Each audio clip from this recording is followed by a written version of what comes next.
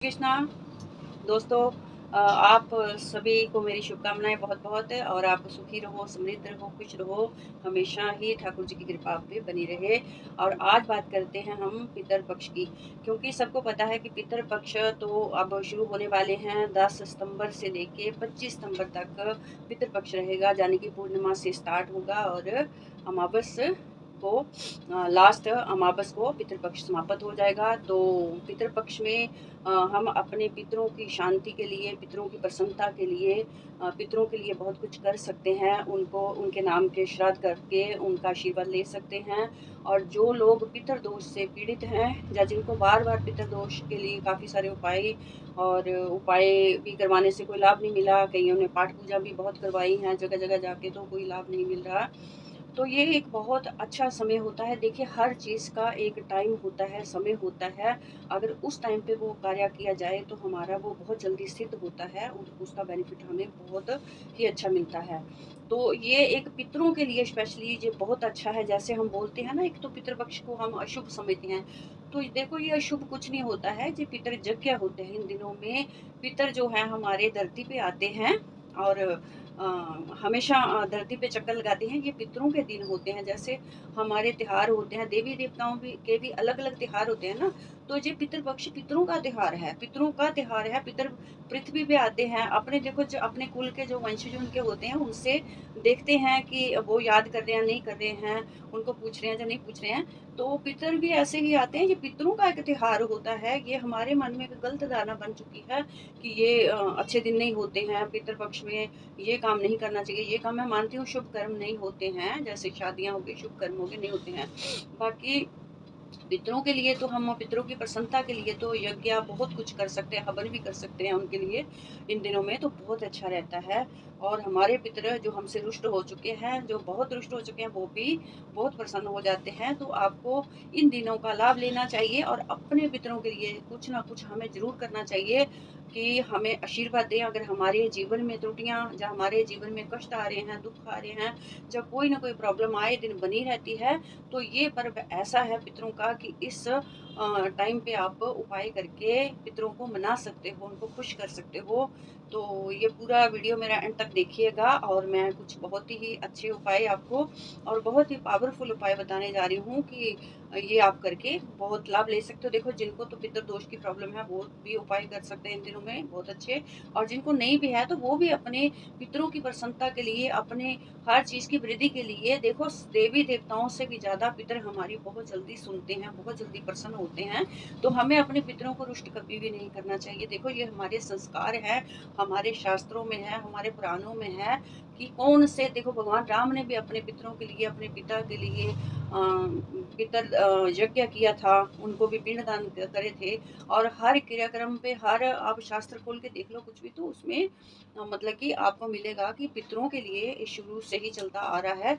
आजकल के युग में, आजकल के थोड़े बच्चे देखो, एक तो बिजी लाइफ हो गई है और इतनी ज़्यादा बिजी लाइफ हो गई है, पर थोड़े संस्कारों की भी कमी होती जा रही है कि बच्चों में संस्कारों की भी कमी होती जा रही है। तो जो उनके बड़े हैं, माता पिता हैं या दादा दादी हैं, बड़े हैं, उनको अपने संस्कार बच्चों को सिखाने चाहिए। जब हम बच्चों को सिखाएंगे तो उनको पता चलेगा, जब हम बच्चों को सिखाएंगे नहीं कुछ तो उनको क्या पता चलेगा। आजकल ये बहुत चलन हो गया है कि पितरों की जैसे तिथि आती है तो तिथियों पे त्योहार लोग श्राद्ध ही नहीं करते हैं। या तो सूखा उठा के दे देंगे किसी को, या तो कोई फल दे देंगे, मंदिर में दूध दे देंगे, चलो जी खत्म हुआ। अगर आपके पास समर्था है, थोड़ा समय निकालना पड़ता है। अगर आप दिवाली के लिए समय निकाल रहे हो, होली के लिए समय निकाल रहे हो, हर त्योहार के लिए समय निकालते हो, तो इस टाइम के लिए समय क्यों नहीं निकाल पा रहे हो? देखो ना, ये मन की एक श्रद्धा है, भाव है। ये भी तो एक पितरों का यज्ञ है, पितरों का ही पर्व है। तो इस समय के लिए आप क्यों वक्त नहीं निकालते हो? अगर हर त्योहार के लिए आप टाइम निकालते हो तो आपको निकालना चाहिए, क्योंकि इसी से ही घर की वृद्धि होती है, कुल की वृद्धि होती है, वंश की वृद्धि होती है। और पितर देवता खुश होते हैं ना जब, तो जब पितर देवता खुश होते हैं तो भगवान स्वयं खुश होते हैं, हमारे देवी देवता स्वयं खुश होते हैं। तो हमें ऐसा काम कभी नहीं करना चाहिए। देखिए, एक तो तिथि पे उनका अपने पितरों का श्रद्धा भाव से जितना बन पड़े, जितनी किसी की समर्थ है है उतना श्राद्ध जरूर करना चाहिए। और ब्राह्मणों को घर पे बुला के खाना खिलाना चाहिए, ये बहुत अच्छा होता है। इसी बहाने समझ लो ब्राह्मण हम देवता हमारे घर पे आते हैं, हम उनके चरण धोते हैं, टीका लगाते हैं। उनको टीका जरूर करिएगा। एक तो जिस ब्राह्मण को आप खाना खिला रहे हो उसके चरण धोइए, टीका लगाइए, फिर आप प्रसन्नता पूर्वक उसको भोजन कराइए। तो अगर घर पे कोई ब्राह्मण आके भोजन करता है, अपने पितर देवता के नाम का भोजन कराते हो, तो पितर देवता बहुत प्रसन्न होते हैं। समझो कि आपके घर पे पितर देवता आके चक्कर लगा के गए हैं, है ना। तो ये काम आपको जरूर करना है, स्किप नहीं करना है। अगर आपको समय हो ना हो, थोड़ा समय निकाल के अपने पितरों के लिए ये यज्ञ आपको छोटा सा ही सही श्राद्ध जरूर करना है। उनके नाम का ब्राह्मणों को 1, 3, 5 जितनी आपकी समर्था हो खाना खिलाना है। और दूसरा मैं बताने जा रही हूँ कि पूरे श्राद्धों में आप थोड़ा नियम बना लो कि संडे को छोड़ के पितरों के नाम का पीपल के नीचे दिया जरूर रोज जलाएं। संडे को छोड़ दें और थोड़ा सा जल चढ़ाएं पीपल के नीचे अपने पितरों के देव का, छोटा सा मंत्र बोल के आप वहाँ पे जल चढ़ाना स्टार्ट करें। जितने भी ये दिन आते हैं ना पितृपक्ष के, पूर्णिमा से लेके स्टार्ट करें और अमावस तक डेली आपको पितरों के नाम का तर्पण करना है, जल चढ़ाना है पीपल के नीचे, और उनके नाम का दिया एक जरूर जलाना है आपको पितरों के नाम का।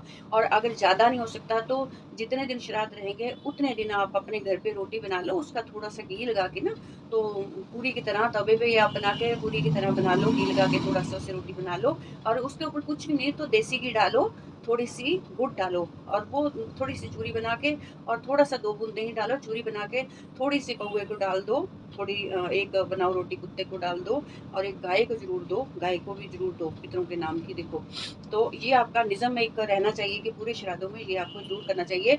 और अग्नि देवता को आहुति भी डेली डालनी चाहिए आपको श्राद्ध में, अगर हो सके तो। आपको ऐसा कुछ कर्म नहीं करना है श्राद्धों में, जैसे आपको बाल नहीं कटवाने हैं, बाल भी नहीं कटवाने हैं आपको। और आपको अगर हो सके तो आप कर सकते हो तो थोड़ा लहसुन प्याज का भी त्याग करें।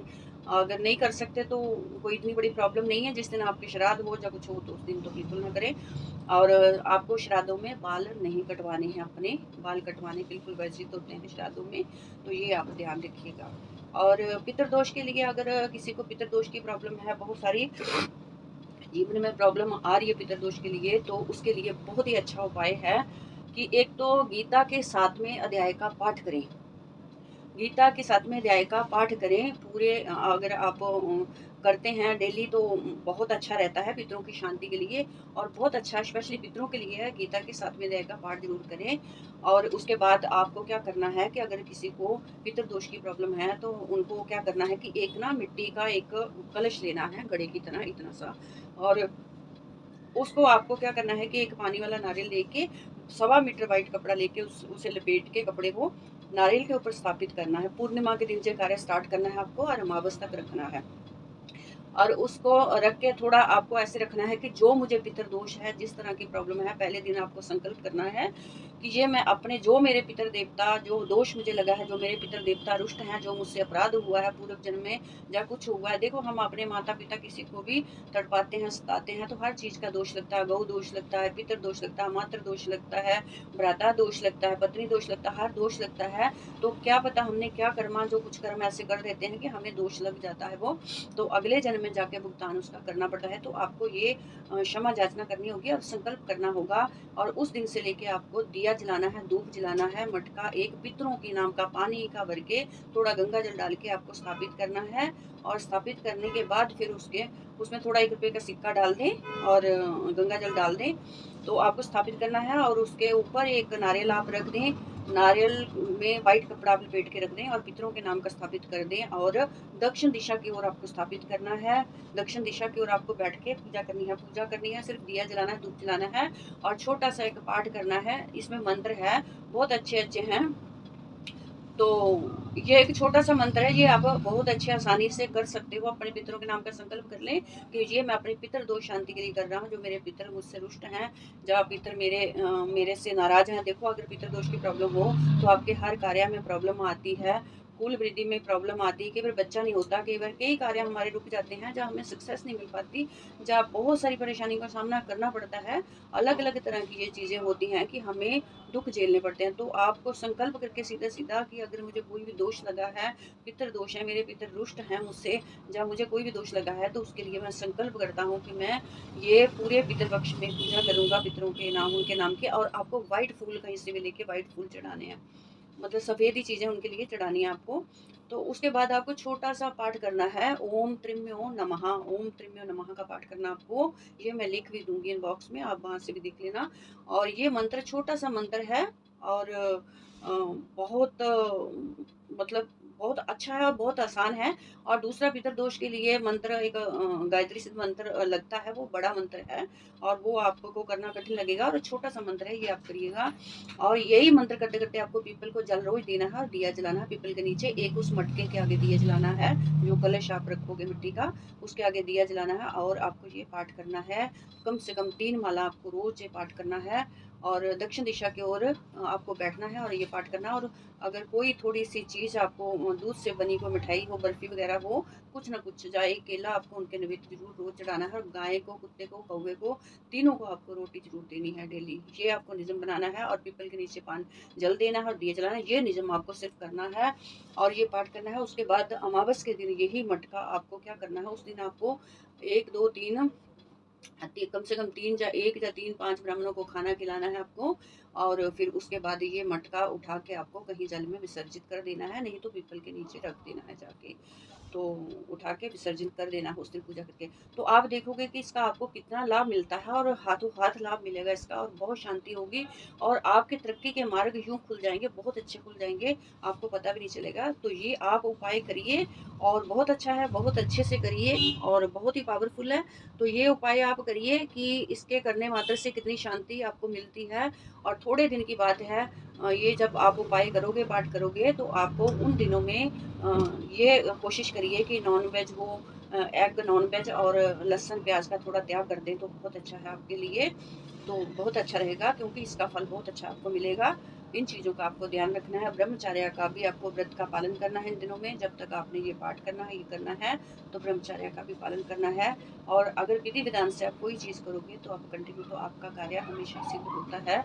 और ये एक प्रमाणिक, एक यहाँ शास्त्रों की बातें हैं, शास्त्रों में लिखी गई हैं चीज़ें ये, तो इसमें कोई संशय नहीं है। आप इसे करिए, और आपकी कष्ट का निवारण हो जाएगा, और आपके सारे रास्ते खुल जाएँगे। अगर कारोबार नहीं चल रहा है, तो वो भी आपका चलने लगेगा। अगर आपको संतान की वृद्धि नहीं हो रही, संतान नहीं हो रही है, तो वो भी आपके लिए रास्ता खुल जाएगा, और संतान प्राप्ति भी ज़रूर होगी पितरों की आशीर्वाद से। तो इसी के साथ आप पितृपक्ष में अपने-अपने पितरों को सही ढंग से आप अपने श्राद्ध ज़रूर करें। पितृपक्ष में देखो, ये पितरों का पर्व होता है, इसको अवॉइड ना करें। तो हमारे पितर जब प्रसन्न होते हैं, तो ऊपर से वर्षा करते हैं, हमें आशीर्वाद देते हैं, बहुत कुछ देते हैं। तो ये इनको एक ऐसा नहीं लेना चाहिए। हमारे पितर देवी-देवताओं से भी ज़्यादा हमें आशीर्वाद देते हैं, तो उनको प्रसन्न रखिए। अगर उनको आप प्रसन्न रखोगे, तो खुद भी आप प्रसन्न रहोगे, आप भी स्वयं प्रसन्न रहोगे, वो भी ऐसा आशीर्वाद देंगे कि आप भी बढ़ो, फूलो और प्रसन्न रहो। तो आप इन चीज़ों का ध्यान रखें। तो इसी के साथ आज आपसे मैं विदा लेती हूँ। अगले वीडियो में मैं फिर मिलती हूँ। मेरे चैनल को लाइक करें, सब्सक्राइब करें, शेयर करें, और बेल आइकन को भी प्रेस करें। और कमेंट बॉक्स में मुझे कमेंट ज़रूर करें। अगर आपको वीडियो अच्छा लगा है, तो भी कमेंट करें, अगर नहीं अच्छा लगा है, तो भी कमेंट करें। तो कमेंट ज़रूर करें कि आपको किस चीज़ की, कौन सी वीडियो मुझे बनानी चाहिए, किस मैटर में बनानी चाहिए, तो अपने आप ज़रूर लिखें मुझे। तो इसी के साथ आज मैं आपसे विदा लेती हूँ। फिर मिलते हैं अगले वीडियो में। इसी के साथ जय श्री कृष्ण।